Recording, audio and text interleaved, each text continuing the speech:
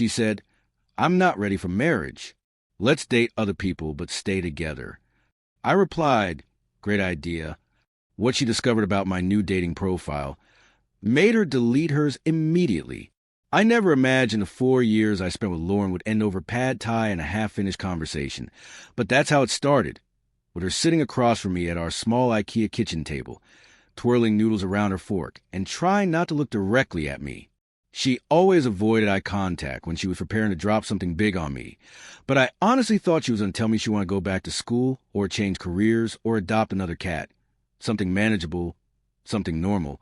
But instead, she said that line, the one that cracked everything in half. "I'm not ready for marriage." It hit harder than she expected, too, because she said it lightly, as if it were some quirky confession like, "I don't like frosting," or "I think cilantro tastes like soap," but my entire life had been wrapped around the idea that she and I were building something real. I'd been saving for a ring for months, secretly researching jewelers, figuring out which style she liked, planning a proposal near the overlook where we had our first real date. So when she followed it up with, "Let's date other people but stay together," I stared at her for a full 15 seconds, trying to make sure I wasn't hallucinating. When I realized she was dead serious, I decided right then that the only way I'd get through this without losing my mind was to play along until I saw the full picture. I asked very calmly, "What exactly are you saying?" And she launched into the speech about exploration and personal growth and modern relationships, and how her therapist said opening up the relationship might help her understand herself better. I should have known something was off from the moment she mentioned her therapist, because whenever she used therapy as a shield, it usually meant she wanted to do something reckless but didn't want the guilt to fall on her. I let her get through the entire monologue, nodding, poking at my food, try to keep my heartbeat from showing on my face, until she said, "I need to know that I'm choosing you, not just settling." That word, settling, as if our 4 years, our memories, our fights, our inside jokes, our routines, everything we designed together was settling. I felt something cold settle in the back of my chest, and not the kind of cold that goes away with warmth, the kind that starts to spread. But I didn't yell. I didn't even frown. I just said, "You know what? You're absolutely right." And her relief was instant. She lit up like I'd blessed her decision. "Really?" she asked, touching my hand like she was thanking me for approving a vacation she wanted to take. "Totally," I said. "Let's do it." She exhaled so dramatically, you would have thought she'd been holding her breath for weeks. She said she wanted to start slow, maybe try dating apps just to see what the vibe was. I told her to go ahead. She downloaded 3 apps that night, sitting right next to me on the couch, asking me which pictures were best, which prompts made her sound fun but grounded, which photos made her look casual but wife material. Wife material. She used those words while actively dismantling our relationship, and I nodded through all of it. Even complimented the picture, where she wore the green sundress from her cousin's wedding, because it genuinely was one of her best photos, and because I wanted to see where this was headed. What she didn't expect was for me to actually participate. The moment she went to bed that night, feeling relieved and proud of how mature we were being, I sat on the couch in the dark and built my profile, but I didn't build it to make her jealous. No, I built it honestly. Brutally honestly. My bio read, "Recently open relationship of 4 years. My partner wanted to explore. I'm here to see what's out there. Looking for genuine connection, whether that's fun, friendship, or something real." I added a couple photos. One hiking, one from my sister's wedding, one where I was holding my niece who refused to let go of my beard. Nothing fancy. Nothing edited. Just me. I thought maybe I'd get 3 matches in the first week. Maybe 4 if someone appreciated my dog jokes. Instead, I woke up the next morning to 12. By the afternoon, I had 25. By that evening, I had more matches than Lauren had gotten in her first 3 days. I didn't tell her. She didn't tell me she'd already planned to meet someone. So we were even. Wednesday afternoon, I got a text from her that made everything click. Having coffee with someone after work. Don't wait up. And that was when I realized she already had someone in mind. Someone had already been warming the bench in her head. Someone at her job, most likely. She'd been talking about some guy named Ethan for months, praising his creative energy and his emotional intelligence and how refreshing it was to talk to someone who understood her. I brushed it off at first, but now I saw it. She wanted to explore him. So I went on my own date that night. Nothing fancy, just dinner at a taco place with a woman named Jenna. She was smart, funny, and actually listened when I talked. It didn't feel romantic, but it felt freeing. Lauren got home around 11, glowing. She looked like a teenager who'd gotten away with something. She sat on the couch and I asked, "Good date?" She said, "Amazing," and told me his name was Ethan. Of course. She told me he was deep and thoughtful, and that their conversation flowed effortlessly. She asked what I did that night. I told her I had dinner with someone. She froze. "Who?" she asked. "Her name's Jenna." I said it casually. She was absolutely not prepared to hear that. She tried to play it cool, but I could see her rib cage tighten with every breath. I told her Jenna, and I had gone to the new sushi restaurant Lauren had been talking about for months. She didn't say goodnight when she went to bed. The next morning she woke up swiping furiously. She claimed she had 30 matches. I told her I had 50. That number hit her stomach like a punch. She left the breakfast table and worked from the bedroom. That evening she went on another date. Came home early. I was on the couch laughing at a meme from someone named Amber. Lauren asked, "Who's that?" I answered honestly. She didn't like the honesty. Over the next few days, I started to see the cracks form. Suddenly, Lauren wasn't enjoying the freedom she thought she craved. She wasn't glowing after dates anymore. She was anxious, jealous, insecure. Meanwhile, I was meeting women who were actually kind, actually interesting, actually present. And then everything blew up the day I met a woman named Elise at the farmer's market. She was an engineer, sarcastic in the best way, and called me out when I pretended to like artisanal pickles. We clicked immediately. I posted one picture of us laughing at something dumb, tag at the local market. Within minutes, Lauren called me. 6 times. I didn't answer. When I got home, she confronted me with her laptop open to Elise's LinkedIn profile. She had researched her deeply. "She's successful," Lauren said in a flat voice. "More successful than me." I shrugged. "We're all just exploring, right?" That night, she didn't sleep. She lay awake next to me, staring at the ceiling like it was collapsing. She didn't realize it, but I'd already made my decision.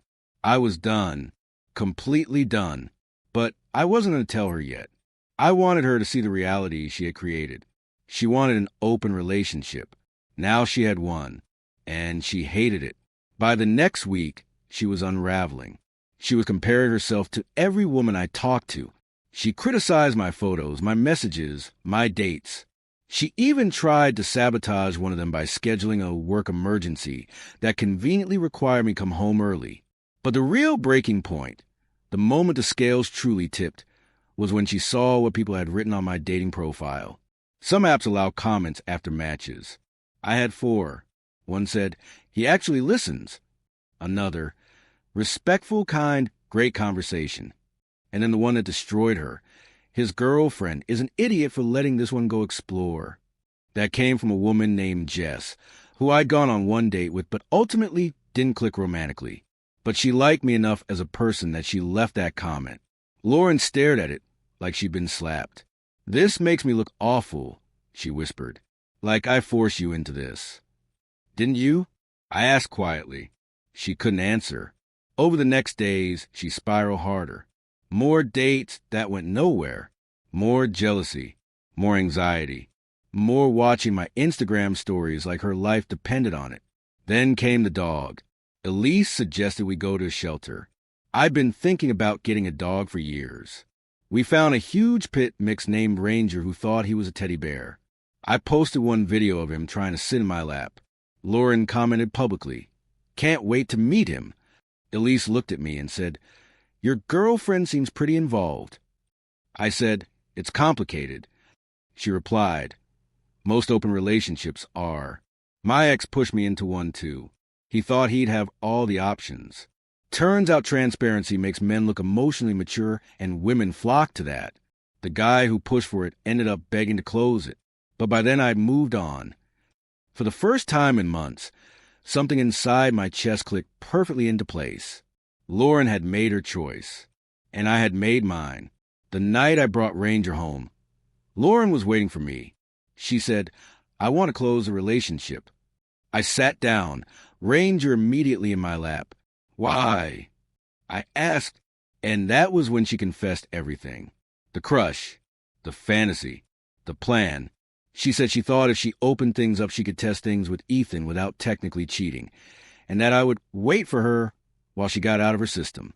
She wanted to explore, then come back to the safety of me. I told her I'd already deleted the apps. She lit up with hope.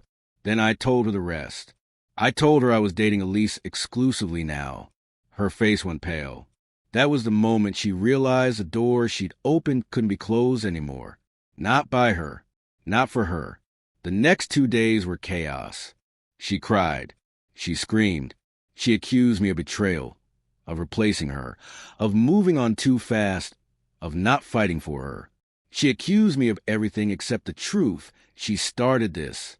She burned the bridge, and then got angry I didn't swim to the flames to get her back. But the real end wasn't the screaming. It wasn't the tears. It wasn't even the confession about Ethan. The real end came when she looked at me hollow-eyed and whispered, "I didn't think you'd actually find someone." And I replied, "That's because you didn't think I had value unless you validated it." By the time the weekend arrived, she was a shell of herself. And the worst part? She still hadn't hit the bottom. That was going to happen. The bottom came faster than I expected, and honestly in a far messier way than even I had prepared myself for. When I say Lauren spiraled, I don't mean crying quietly in the shower or stress-eating ice cream at midnight. No, she jumped headfirst into a full-blown storm of panic, guilt, jealousy, denial, and desperation that even Ranger, the new 70-pound lapdog, could sense. He kept hiding behind me every time she raised her voice. It all started Monday morning when she called in sick to work. This wasn't normal for her. She prided herself on her perfect attendance record, but she stayed on the couch wrapped in a blanket, like she was trying to disappear into the fabric. She alternated between crying, rage texting me while I was at my office, and stalking my social media. When I came home and found 90 unread messages, half of them saying, "Please come home early," and the other half saying, "You ruined everything," I calmly fed Ranger, took him for a walk, and let her bird herself out. Tuesday morning, she tried to play it cool. She made breakfast, wore the orange dress I bought her on our 3rd anniversary, and acted like we were suddenly going to slip back into our old, comfortable routine. She made pancakes and coffee, and placed them in front of me like a peace offering. "Remember this?" she said, smiling too softly for it to be real. "This is what we used to do every Saturday. Before all this." I nodded. "It was nice," I said. "Was," she repeated, her voice cracking. I corrected, because being harsh wasn't the goal. But the damage was already there. She was trying to rewind months of emotional neglect with pancakes and a forced smile. Then she sat down across from me, reached across the table, and whispered, "Can't we just forget this whole open relationship mess? Can't we just go back to normal?" I looked her in the eye. "Lauren, there is no going back. You opened something you didn't know how to control. I just followed your lead." She leaned forward, tears welling up again. "But I told you I was scared. I told you marriage felt like pressure. I told you I needed space. Why didn't you stop me?" That line hit me hard. Not because it was true, but because it revealed everything that had been wrong with us for the past year. She didn't want a partner. She wanted a safety net. Someone to pull her back whenever she wandered too far. Someone to protect her from the consequences of her own decisions. I wasn't going to be that person anymore. "I'm not responsible for protecting you from your own choices." I told her. "You wanted freedom. You got it." She froze, just stopped. And that was when she realized the real problem. I wasn't coming back to her no matter how much she cried, how much love she professed, how many memories she brought up, or how many promises she made. I had already made peace with the end. Wednesday morning, she wasn't home. She had gone to work. Good. I thought maybe she was finally stabilizing. Then Elise texted me at noon. "Your ex is at my office," she wrote. My stomach dropped. Elise works at a tech company with high security. No one gets in without an appointment. I called her immediately. She whispered into the phone. She told the front desk she was my sister. Said there was a medical emergency. Jesus, I muttered, I'm so sorry. She cornered me in the lobby. Elise added, told me I was stealing her future. Said I was a temporary rebound. Said you'd be back with her once you got over the thrill of something new. I exhaled slowly, embarrassed and furious at the same time. What did you say? I told her, I don't steal things that are thrown away. I had to smile at that one. Elise didn't say it cruelly, just honestly. Security had to escort her out. Elise added quietly, she's not well. I rubbed my forehead. Yeah, I know. Derek, Elise said gently, I really like you, but you need to set some serious boundaries. She's unraveling. She was right. When I got home, Lauren was sitting on the couch in the dark like some kind of horror movie silhouette. Ranger was hiding under the table. You embarrassed me, she whispered when I walked in. You humiliated me. Lauren, you showed up at her job. She's lying to you, she snapped. She twisted everything. She's manipulating you. Stop, I said firmly. Stop blaming everyone except yourself. You started this. She jumped up from the couch, pacing, shaking. I didn't know you'd actually find someone. I didn't know you'd. And then she said it. The real truth. I thought you'd fail. I thought you'd go on one date and come home realizing how much better I am than everyone else. There it was. The raw, unfiltered arrogance beneath her insecurity. She thought she was the top prize. She thought she could leave the door open, wander outside, flirt with someone else, maybe test the waters, then come home and find me sitting on the porch waiting like a loyal golden retriever. But she never asked herself what I wanted, what I needed, what I deserved. She assumed I'd wait. She assumed she was the sun I revolved around. Lauren, I said quietly, do you hear yourself? She stopped pacing. Her lip trembled. I thought if I saw what was out there, I'd realize I wanted you, and you'd be here, waiting. And what if I needed to feel wanted too? I said, what if I wanted someone who didn't have to compare me to strangers to know she wanted me? She sank to her knees on the carpet, sobbing so hard she hiccuped. Please don't do this. Please. I'll go to therapy. Real therapy. I'll block Ethan. I'll delete all the apps. I'll do anything. Just give me another chance. I didn't yell. I didn't get angry. I just sat down in a chair across from her and spoke as gently as I could. Lauren, there is no relationship to save. You ended it when you opened it. She covered her face, sobbing into her hands. Ranger walked over hesitantly and nudged her arm, confused by the sound of her crying. She pushed him away, not hard, but enough that he yelped and ran behind me again. And that sealed it. She didn't just lose me. She lost the last bit of kindness I had reserved for her. The next day, I gave her written notice to move out. She screamed, of course, said it was unfair, said I couldn't do that, said she contributed to the rent. She didn't understand that Venmoing me 30% of the rent didn't make her a leaseholder. She didn't understand that I wasn't punishing her. She didn't understand that consequences weren't cruelty. They were just consequences. She had 30 days. She threw things. Plates. A lamp. My old gaming headset. Ranger hid in the bathtub. You ruined everything, she shouted. No, I said calmly. You did. Over the next week, she cycled between anger, love bombing, denial, bargaining, and more anger. Her sister called me. Her mother texted me. A cousin I'd never met DM'd me on Instagram, calling me a selfish pig. Her family was a chorus of entitlement and delusion, all convinced that Lauren was some kind of precious gem I should have fought harder to protect. But they weren't in the room when she told me she wasn't sure she wanted me. They weren't in my head when she said she needed to explore to avoid settling. They didn't feel the gut punch when she admitted she thought I'd fail. They weren't the ones whose love was treated like a placeholder. I was, and I wasn't going to stay where I wasn't chosen. Move-out day came. Her dad helped her load the truck. He glared at me the entire time like I'd abandoned a pregnant wife, instead of simply walking away from a relationship she detonated herself. Her brother, surprisingly, pulled me aside. "She messed this up," he whispered. "I love my sister, but she really thought she could have her cake and eat it too." I nodded. "I know." When everything was packed, Lauren turned to me one last time. Her mascara smudged, her eyes red. "I loved you," she whispered. "I really did." Past tense. Finally honest. "And I loved you," I replied. "But love isn't supposed to feel like a test." She stared at me, waiting for me to cave, to say something poetic, to say something that would open the door for her again. I didn't. She left crying. 3 weeks later, she texted me, "I miss you." I didn't reply. A week after that, "Dating is awful. No one wants anything real." I didn't reply. Then, "I saw Ethan.